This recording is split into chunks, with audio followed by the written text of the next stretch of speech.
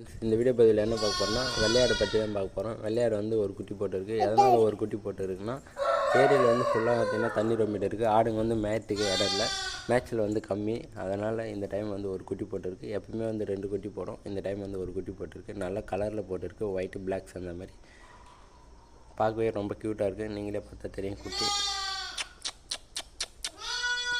முன்ன பார்த்தீங்களா குட்டி எவ்வளோ லுக்காக இருக்குது. முன்ன வந்து 2 பார்த்தீங்கன்னா நீட்டாக வந்து தொங்குது. அது வந்து நாங்கள் தாளிடணும். நீங்கள் ஒரு ஊரில் வந்து என்ன சொல்லுவாங்க நமக்கு தெரியல.